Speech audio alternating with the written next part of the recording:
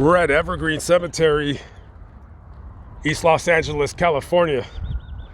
The name Jesse Belvin may not ring a bell with many people out there watching this video. He wrote one of the most famous songs, if you're into oldies, that has ever been recorded. And tragically, him and his wife died way too soon in a car accident 65 years ago. Quickly going to visit his grave, going to talk about the quick story and the tragic demise of Jesse Belvin. Jesse Belvin was born December 15th, 1932 in Texarkana, Texas. And when he was about 5 years old, his mom packed up him and the rest of her kids and they moved out here to Los Angeles, California. And in Los Angeles, this is the city where a young Jesse Belvin grew up. This is where he went to school. This is where he learned how to play the piano. And this is where, as growing from a teenager to a young adult, this is where he was entrenched in the doo-wop scene. That was the popular music of choice for the kids back in those days. So later on, he would meet up with a pretty popular tenor saxophonist. His name was Jay McNeely. So him and Jay, they made a singing group consisting of Jesse as a lead singer with two other guys and a girl. And they were called 3 Dots and a Dash. And they were pretty popular here in the Southern California area. And they also did some shows outside of California as well.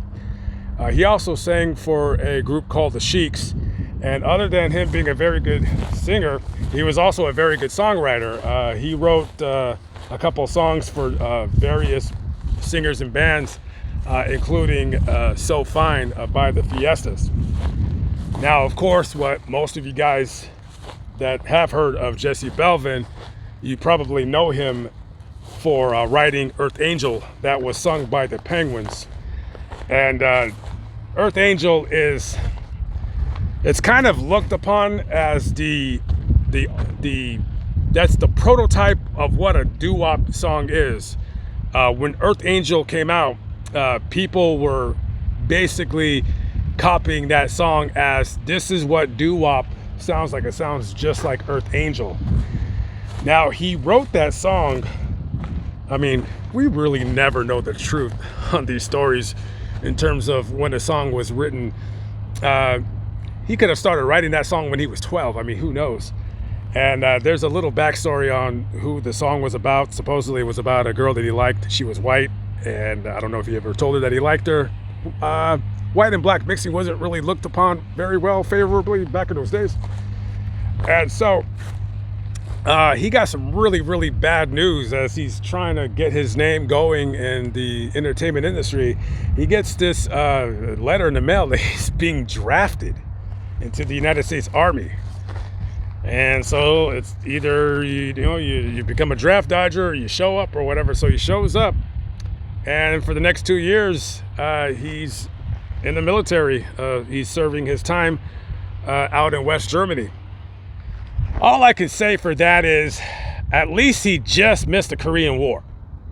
So he does 2 years in the military. I'm not exactly sure how he got out, but there's something online that says something about a court battle. I can't confirm exactly how he left the military, but he did 2 years.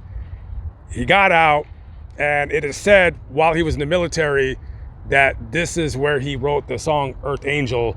And it also says that a couple other guys helped him write it. I mean, when it comes to these older stories, anybody could tell you anything, and you never truly know what is what, where is what, who said what, who did that, so forth and so on.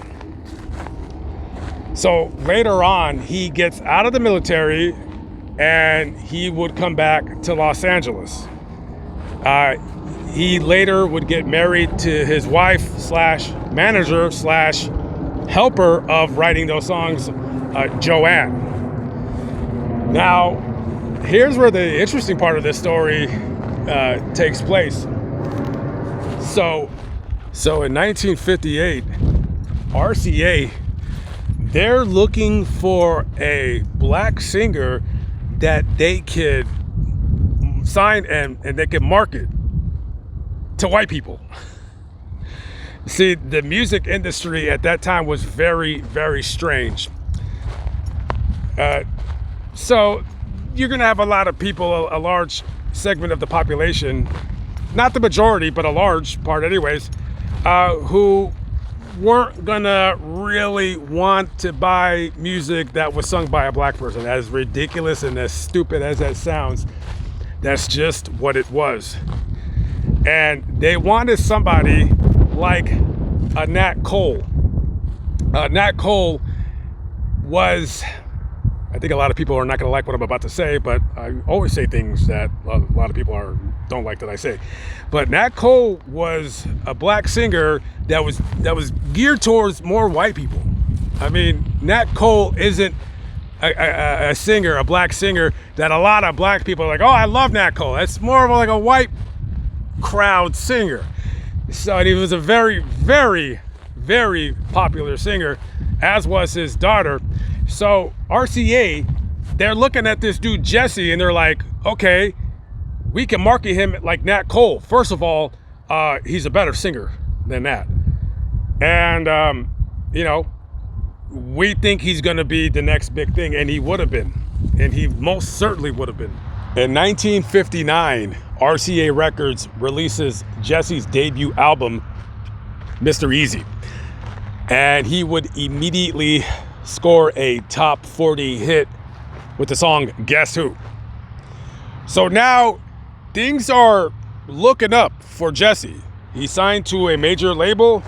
His wife, helping him negotiate that contract, got him a favorable deal. And now comes the work, the hard work. You're going to have to do some kind of touring. And what better person to tour with at the time than one Jackie Wilson.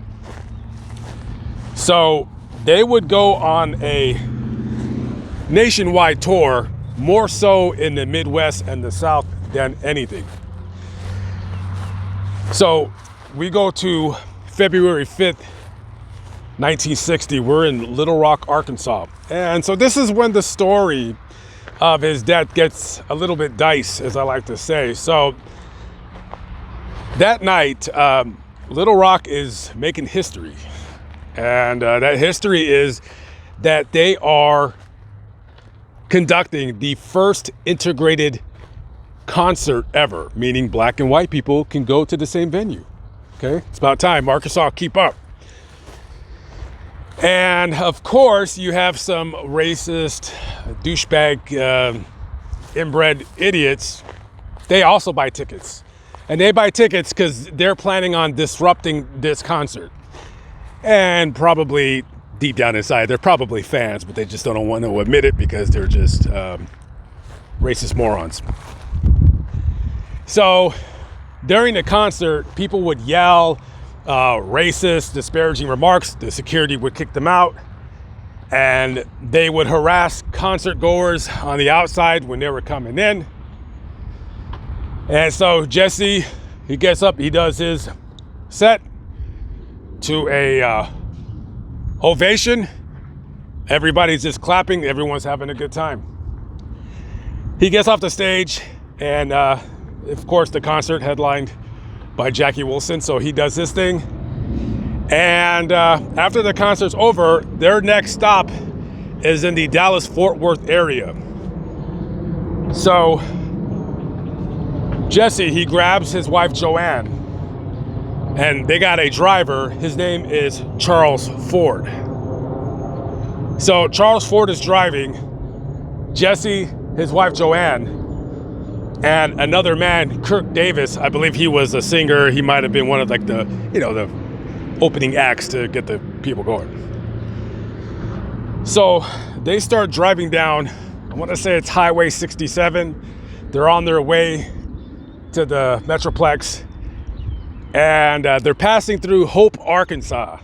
Lovely little town if anybody ever wants to stop by. And so they're on the highway, and it is believed that Jesse and Joanne were sleeping. It's about 7 a.m., maybe just a little bit before 7 a.m. And all of a sudden, we can only guess that Charles Ford, who was at the wheel, he falls asleep. And he veers into the oncoming lane. And in the oncoming lane is a couple. They're from Wisconsin. Their names are Max and Eleanor Knoll. Max is actually somewhat of a well-known person in the diving community. And those cars would crash right into each other, and the Knowles car burst into flames. Jesse's injured, severely injured, as is everybody in the vehicle.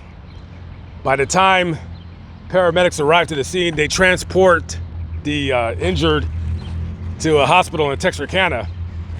It would already be too late for 127-year-old Jesse Belvin. His wife would linger in a coma, and it's said that when Jackie Wilson was wondering where Jesse had gone, because he was waiting for him, because Jackie had some kind of car trouble, so he was expecting Jesse to beat him to Dallas right there. And he calls Jesse's mom and says what's going on, and then she tells him the bad news, and supposedly, just says it in the story, that the doctors in Texarkana refused to render any kind of assistance to Joanne unless the bill was prepaid. Listen, I don't know exactly how true that is. It says it in the article. It doesn't make sense, but I don't know. But she would sadly die a few days later of her injuries. And as well as the driver, Charles Ford, who just by dumb, weird circumstance, he actually used to work for Ray Charles as his driver, but Ray fired him because Charles had a pretty bad habit of drinking and driving, so he got rid of him quick. And it is not known whether Charles Ford had any kind of alcohol in his blood or whatever, but the music world lost a man who, in my estimation, would have been a pretty big deal if this unfortunate tragedy would not have happened. This here is the Phillips Temple CME Church. Not a very big church at all, pretty small. And on the day of Jesse and Joanne's funeral, it was estimated that 5,000 people showed up in this area right here to pay their respects. And one of the men that attended the funeral that was supposed to sing during it, of course, was Jackie Wilson. And he was so upset, he just couldn't sing, he couldn't do it. And it took about 3 hours for everybody in this church to file by the twin casket funeral that they had right there. And you can imagine there probably wasn't any place to really park in this area.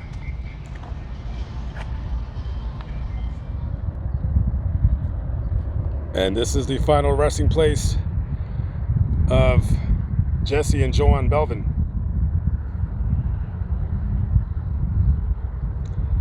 A very, very tragic ending to a young couple in love, their life, and what could have been. Rest in peace to the Belvins.